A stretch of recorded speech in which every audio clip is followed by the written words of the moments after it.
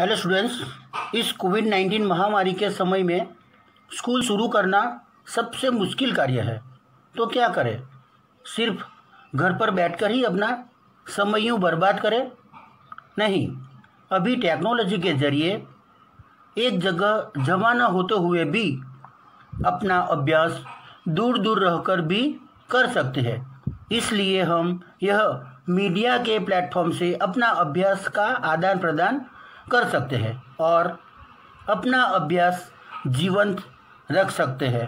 तो दोस्तों, मैं गुजराती सेकेंड लैंग्वेज आपको पढ़ाऊंगा और ज़्यादा से ज़्यादा उच्च स्तर पर पढ़ाने की कोशिश करूंगा। आशा है आप इस प्लेटफॉर्म से हो सके उतना अच्छा अभ्यास करोगे। हमारे जीवन में कई तरह के प्रसंग आते हैं। उनमें दो तरह के प्रसंग रहते हैं, एक आनंद देने वाला और दूसरा प्रसंग दुख देने वाला। और ऐसे दोनों प्रकार के प्रसंग हमारे जीवन में रहते हैं। इन प्रसंगों के अनुसार संगीत रहता है। इसमें बजाने के लिए कई प्रकार के इंस्ट्रूमेंट यानी कि साधन का उपयोग किया जाता है। ऐसा ही एक साधन है शरणाई। इस शरणाई में हवा भरने से उसमें से सुर यानी कि तरंग निकलते हैं।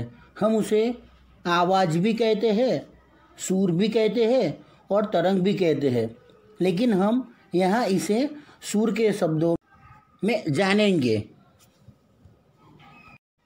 तो दोस्तों, आज हम शरणाईना सुर लेसन के बारे में विस्तृत जानकारी लेंगे।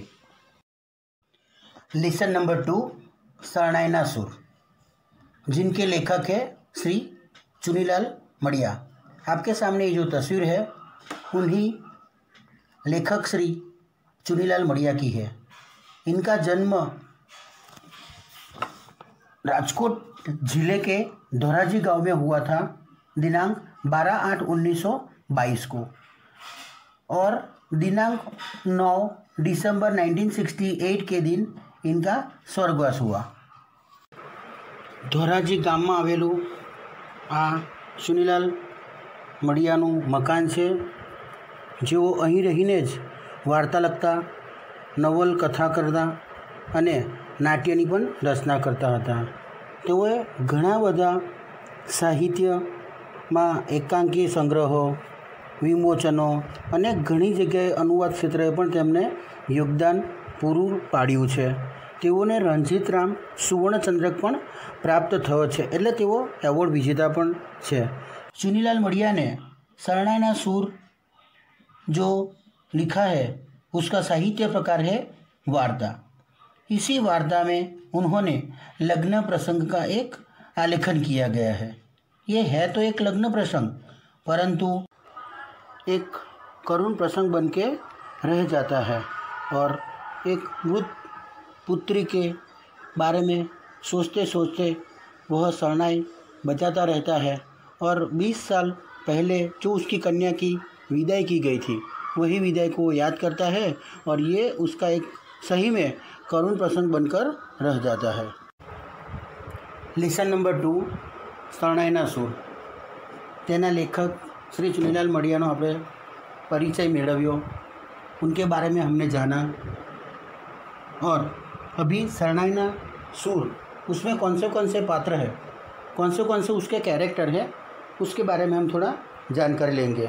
ये एक पिता और पुत्री के बारे में बताया गया है कि एक रमजू मीर है, उसका मेन पात्र है रमजू मीर, जो शरणाई बजाता है, शरणाई वादक है। इसका जो शरणाईना सुर जो हेडिंग दिया है वो उसी के जरिए दिया गया है कि वो एक शरणाई वादक है। वो शरणाई बजा के अपना पेट पालता है और पूरे घर का परिवार का घर चलाता है। साथ में उसकी बीवी है, उनकी एक लड़की है सकीना, और एक पात्र है गौरी, और 2 विवाही पक्ष की जो संधि बोलते हैं उनके पक्ष के 2 पात्र हैं। उसमें एक है गौरी का पिता भूदर मेराई और उसका ससुर तरसी वेवाई, ऐसे इनके पात्र दिए गए हैं। मेन ये जो कहानी है वो एक गरीब शरणाई वादक की है। एक शरणाई बजा के अपना जो घर चलाता है, ऐसे जहाँ से उसको ऑर्डर मिलता है वो ऑर्डर लेके वह शरणाई बजाने जाता है। अभी मैं उसका कुछ रीडिंग करूँगा, आप इसमें थोड़ा ध्यान रखना है। માંડવો વધાવાઈ ગયો, ગોત્રીજ પાસે પગે લાગણું પતી ગયું, ઘરને ટોડલે વરઘોડિયાએ કંકુના થાપા પાડી દીધા, જાનને શીખ દેવાઈ ગઈ, ધર્માદાના લાગ લેતરી ચૂકવાઈ ગયા, વિવાહીઓએ એકબીજાને વહાલપૂર્વક ભેટી લીધા, રમણ દીવડો પીટવાઈ ગયો, વર કન્યા માફાળા ગાળામાં ગૂંઠવાઈ ગયા, સામેથી આવતી પન્યારીના શુભ સુગંધ સાંભળી ગયા। इस पैराग्राफ में समझाया गया है कि मांडवो वगावाई जो उसका मतलब है कि उसको अच्छी तरह वेलकम करना है। हमारे घर पे अगर शादी ब्याह वगैरह है तो हम जितने भी मेहमान हैं उनके अच्छी तरह उनका स्वागत करते हैं। आगे लिखा गया है कि वरघोड़ियाए कंकुना थापा, जब घर में लड़की की शादी होती है तो हिंदू रिवाज के जरिए वो जाते जाते समय अपना दोनों हाथ का कंकु से, मतलब जो कुमकुम होता है उससे अपने घर में आगे की दीवार पर थापा लगाती है ताकि उसकी याद हमेशा वहाँ पर दिखाई दे। आगे ऐसा माना जाता है। और आगे लिखा है कि जानने सीख देवाएगा। अभी जानने सीख, जान यानी बाराती लोग, बाराती में जो मेन लोग हैं उनको सीख दी गई कि भाई हमारी लड़की है, अच्छी तरह घर में रही है तो ज़रा उनका ध्यान रखना। ये सारी छोटी मोटी बातें जिसको बोलनी थी वो जो मेन लोगों को, ये जो घर वाले मेन लोग हैं वो सारी चीज़ उनको बोलते हैं। आगे लिखा है रमण दीवड़ो पीटवाई गयो, मतलब उनके घर के अंदर जो शादी होने के बाद पति पत्नी जो होते हैं, जो वर वधू कन्या, वो जाके अपने जहाँ भी भगवान का जाप करते हैं, उनका दिया जलाते हैं या उनकी पूजा अर्चना करते हैं, वहाँ जाके दिया जलाते हैं और वहाँ जाके वो भगवान को प्रार्थना करते हैं कि आगे का हमारा जीवन बहुत ही अच्छा जाए। दूसरा आगे लिखा गया है कि वर कन्या माफाड़ा गाड़ा में गोठवाया गया। यहाँ माफाड़ा गाड़ा का मतलब है कि एक जो कार्ड आता है, ब्लॉक कार्ड आता है, उसको गाड़ू बोलते हैं गुजराती में, और वो उसके ऊपर क्या वो छत सब बनी रहती है ताकि उसके अंदर जो बैठने वाले हैं उनको धूप बरसात या ऐसा कुछ मुश्किल ना हो और अच्छी तरह अपना जो सफ़र है वो पूर्ण करे। आगे लिखा गया पनियारी ना सूप सुकन सापड़ी गया। पनियारी का मतलब है पानी भरने वाली। आजकल तो हमारे घर में डायरेक्ट नल में पानी आता है, हमारे घर में डायरेक्ट जो प्यूरीफाई है वही पानी हमें प्रोवाइड करता है। बट पहले के ज़माने में ऐसा नहीं था, पानी कुएं से लाना पड़ता था और गांव के जो बॉर्डर थी, जो गांव के साइड में काफ़ी दूर जाना पड़ता था और वहाँ से वो पानी भर के लेके, मतलब पानी भरने वाली जो स्त्री है उसको पनियारी बोला जाता है। तो वह पनियारी, और अभी ऐसा भी हमारे समाज में बोला जाता है कि कोई पानी भर के आई पनियारी है तो उसका सुकून अच्छा होता है, मतलब शुभ सुकून होता है, अच्छा सुकून होता है। ये सारी बातें हमने यहाँ पर दिखाई गई है। आगे लिखा है कि गाड़ानु पहिणु सिंचाई गऊ। अभी जब वर कन्या अंदर बैठ गए तो उसके बाद वो जो गाड़ा वाला, जो मतलब गाड़ू चलाने वाला जो है, उसको तैयारी करते कि भाई अभी आप यहाँ से निकल सकते हो, लेकिन उससे पहले एक श्रीफल को वहाँ पर चढ़ाया जाता है, मतलब श्रीफल फोड़ दिया जाता है कि आगे का जो रास्ता है उनका सुकून से अच्छी तरह पूरा हो। अने डोसा रमजू मीरे शरणाईनो सूर छेड्यो, ढोलीए ढोल पर दांडी पाड़ी, सुहागणोए गीत उपाड्યું અને गौरीनी जान उगली गई। मतलब अपने सारे लोगों ने अपना अपना काम किया, लेकिन इसमें जो मेन काम करने वाला जो आदमी था, रमजू मीर, जिसको जो काम दिया गया था, वो शरणाईना सूर रेलाया, छेड़िया, छेड़ना मतलब शुरू करना, उसने अपनी शरणाई चालू कर दी। गाम गामनी ए साव साँकड़ी શેરીના કોઈના ઘરની પછી કોઈના કરા સાથે ધક્કો અફડાતું ગાડું માંડ માંડ કરીને શેરી સોંસરવું નીકળ્યું। इसका मतलब है कि जो वहाँ की गली थी वो बहुत कंजस्टेड थी, માંડ માંડ एक अगर गाड़ा आ गया तो बाजू में से दूसरे आदमी को निकलने के बहुत ही मुश्किल होता था।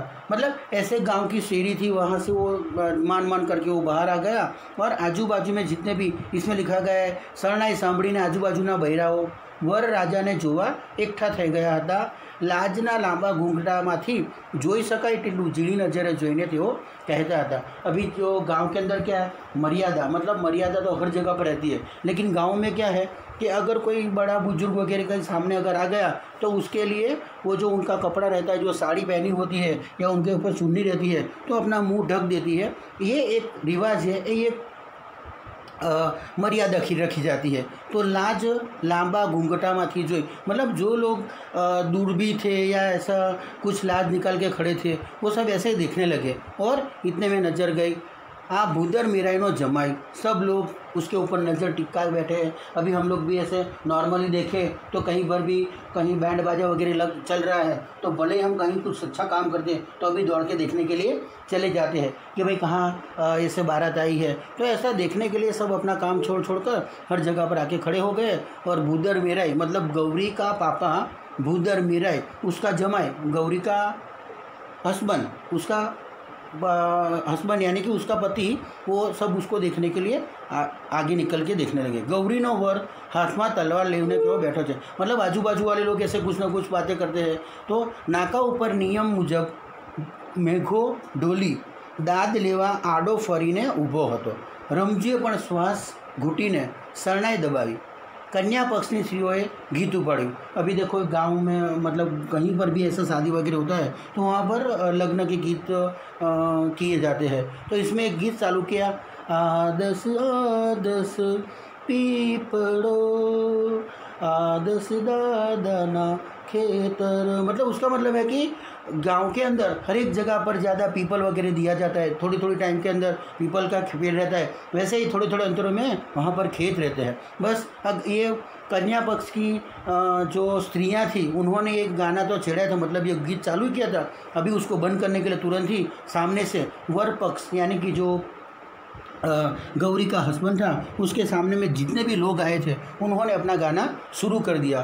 खोलो खोलो गौरी बाई घूंघटो जुओ सासरियाना रूप, एक राणो ने बीजो राजियो त्रीजो दलीनो दीवान। मतलब जो कोई अभी अपना नीचा तो नहीं दिखाते, जो कोई बोलते हैं भाई गौरी बहन तमारो घूंघटो खुलो अने जुओ सासरियाना रूप, सासरिया थी सासरीमांथी केवा केवा लोगो आए छे। मतलब आपके ससुर की ओर से कैसे कैसे लोग आए। एक राजा है, दूसरा राणा दीवान यानी कि बहुत सारी ज़मीन रखने वाला, उसको दीवान कहा जाता है। और तीजो दलीनो दीवान मतलब उनके अंदर से जो जो लोग आए हैं वो बहुत ही अच्छे हैं, पैसे वाले हैं और अच्छा उनका मूव है, मतलब समाज में उनका कुछ अच्छा नाम है। ऐसे ऐसे लोग आप आए हैं, मतलब आपको धन्य है, आप धन्य है कि आपकी शादी एक अच्छी जगह पर हुई है। ये उनका गीत के जरिए कहने का मतलब रहता है। गीतों सूर वधारे वेधक था कि शरणाई ये नक्की करूँ श्रोताओं ने मुश्किल बनी रही हूँ। मतलब इसमें क्या बोला गया है कि एक बाजू गीत चल रहा था, दूसरी बाजू शरणाई चल रही थी, लेकिन लोग नक्की नहीं कर पा रहे थे कि इससे अच्छी शरणाई बज रही है या फिर गीत बज रहे हैं। मीरे शरणाईनी एवी तो मतलब उसका है कि जो मीर था, मीरे तो शरणाईनी एवी रमझट जमाना मतलब बहुत अच्छी तरह एकदम दिल से गाना। वरना बाप पण ए रसास्वादમાં દાદ આપવાનું વિસરી ગયા। परिणामे गीतों અને ઢોલ શરણાઈના સારી વાર સુધી તાસીરો જ બોલી રહ્યો। આખરે જેના વરના બાપનો હાથ કોથળીમાં ગયો અને રમજુના હાથમાં પાવલી પડી ત્યારે જેણે पीठ फेरवीने जान आगळ चाली। मतलब अभी सबको क्या समझ में आ रहा है कि जो आदमी है कितनी अच्छी शरणाई बजा रहा है, सब उसको अच्छी तरह रसास्वाद ले रहे थे, सब ढूंढ रहे, उसको अच्छी तरह सुन रहे थे। और इसी चक्कर में जो सारे बाकी के लोग थे वो भी इतने मगन हो गए थे सुनने में।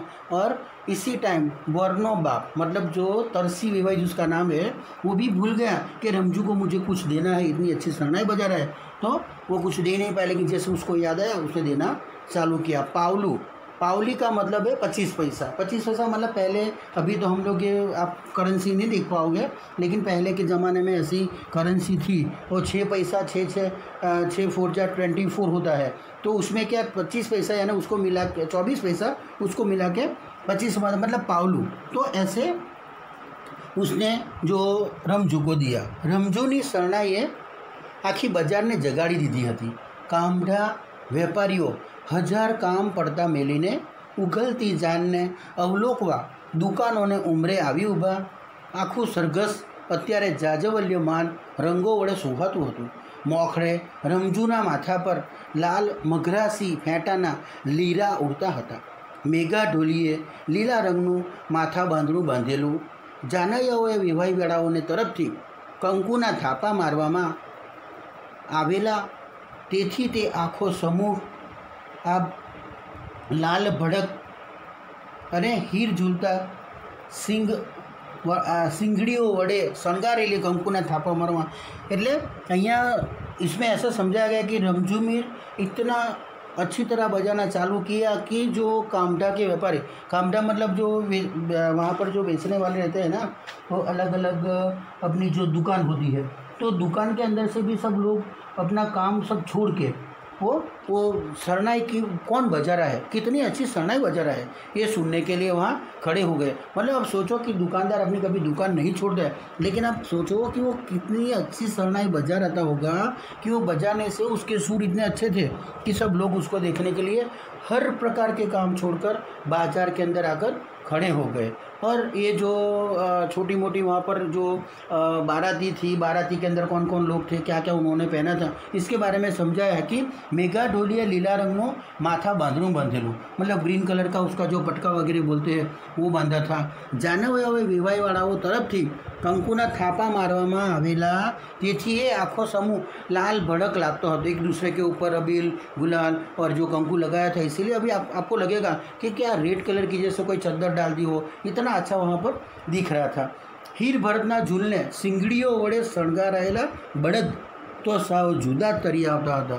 अभी हम लोग जब जाते हैं तो बड़ी बड़ी गाड़ी लेके जाते हैं, 4 व्हील कहीं होती है, तो उसी टाइम के ज़माने में ऐसा था कि गांव में ज़्यादा पैसे वाले लोग तो थे, लेकिन उसी टाइम पे इतनी बड़ी गाड़ी वगैरह कुछ नहीं मिल रही थी, तो वो लोग क्या करते हैं कि जो बुलोक कार्ट, इसको बड़द गाड़ू बोलते हैं, उसको लेके जाते थे. लेकिन उसके साथ जो उनके जो बुलोक थे, मतलब जो बड़द थे, उसको अच्छी तरह श्रृंगारा जाता था. उनके जो सिंग रहते हैं दो, उनको भी अच्छी तरह श्रृंगार के अलग अलग प्रकार के कपड़े पहनाए जाते थे, ताकि वो अलग से कुछ दिखे. जान अगर मतलब जो बारात आई है, तो बारात भी आने के लिए लोगों को देखने में उसको आश्चर्य होना चाहिए कि भाई इतना अच्छा, कितना सुशोभित हो रहा है. वो सारी चीज़ें सब देखे, अच्छा लगे, इसलिए सब श्रृंगार किया जाता था. तो जान मतलब जो बाराती थे वो कैसे श्रृंगार में आए थे, उसका इसमें वर्णन किया गया है. गाड़ा में बैठाला वरराजानो जरियन जामो, એમના હાથમાંની તલવારનું રંગીન મિયાન તેમજ કન્યાનું પચરંગી પટોળું એક વિશિષ્ટ રંગ સૃષ્ટિ રચી જતા હતા. એમની પાછળ વિદાય ગીતો ગાતી સુહાગણોના અવનવા પટકુડોમાં તો રંગમેળો જ જોવા મળતો હતો. मतलब कि ये जो बारात का पूरा आपको समझाया गया है कि किसने कैसे कपड़े पहने थे. बट आप एक बात देखो कि हम कहीं भी कहीं जाते हैं तो कोई अच्छी जगह जाते हैं तो अच्छे कपड़े पहनते हैं. इंटरव्यू में जाते हैं इंटरव्यू देने के लिए, तो इंटरव्यू देने में कैसे कपड़े होने चाहिए, क्या होना चाहिए, वो अलग चीज़ है. और यहाँ पर ये जो जान मतलब बाराती कैसे कैसे कपड़े पहन के आए, वो सारी चीज़ें यहाँ पर उन्होंने बताई कि विशिष्ट कलर के सबके पास अलग अलग कपड़े थे और ऐसे उन्होंने अलग अलग प्रकार के कपड़े पहने थे.